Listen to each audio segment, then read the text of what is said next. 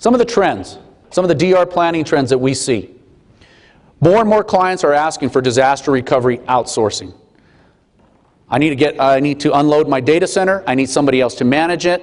I want somebody to do all of my backups at a remote data center. I want somebody to take over my entire DR planning. That is a trend now that we see more and more of. Now, just because you have a redundant data center or folks out there doing that work for you, you still got to write the plans for that. You still need to test that capability. Too many times we'll have clients say, well, they're handling it for me. Well, has it been validated? Has it been demonstrated? Do you have plans for that data center? As well as the eventuality, could your backup data center also have a catastrophic event? So that's really important. But we do see more and more clients. Also, we see more clients asking us to handle all of their disaster recovery planning and helping facilitate and coach their staff versus bringing someone in-house. But again, more and more people moving to outsourcing, especially now with so many good co-location facilities that will provide you at a very cheap price the hardware, etc., that you need, as well as the hardening of their facility. Cloud computing. We're currently working with 2 customers who are asking us to look into cloud computing for disaster recovery, for on-demand disaster recovery testing of new applications, testing of their plans, etc. Now, others are actually looking at what we call the private cloud that they're developing on their own with the provider in order to provide disaster recovery on demand. But I see this as a big, big opportunity in the future for disaster recovery. It is going to change it. It's going to aid us in that process. The ability to test on demand or ask for more capability, more servers, is fantastic. As we all know, server virtualization, that has been, in my opinion, it has helped us tremendously. It's now so much easier in the Wintel environment and other environments in order to test now that we have server virtualization.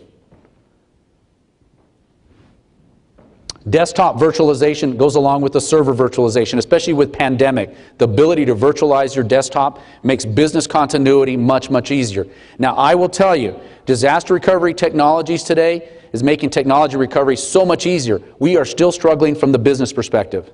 I still have to find a space to put my people. They still need to have desktop capability. They still need to work together. We have one client in Scottsdale who's came up with a complete virtualization strategy. They're a financial risk company. If their business or their building goes away today, their people can just go home. There is no impact to their business the way it's been designed. But even then, even though we have all these great technologies, these people still need to find over time a place to work together. They still need to interact. So business is still struggling overall, even though we see technology recovery increasing dramatically and the capability of it well exceeding the business side. But I would say in the last few years, what has helped us has been the server virtualization. People no longer need to worry what hardware's on the other end. With VM recovery now, with Recovery Site Manager, the ability to replicate information has just made our job so much easier from a technology perspective. Lessen dependence on tape. Again, people now don't want to back up to tape. They want to back up over the wire. They want it done every day, depending on their recovery point objective or what is their tolerance for data loss. So more and more clients now, they want to have less dependence on tape, and they want data replication across the wire to multiple locations in order to protect that. Tape is still here for an archival process, but more and more clients, they want that as part of their technology. And now with deduplication, that's even better. Again, that really helps when we have to go and recover. It shortens our recovery time windows dramatically. And then last, I think I talked a little bit about that, migration back to large integrated applications.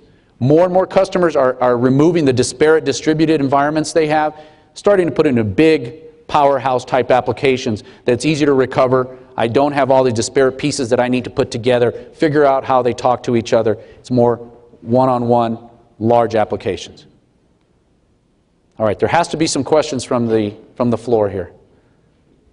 That's a very good point, and I see what you're saying, because too many groups, they don't have manual workarounds.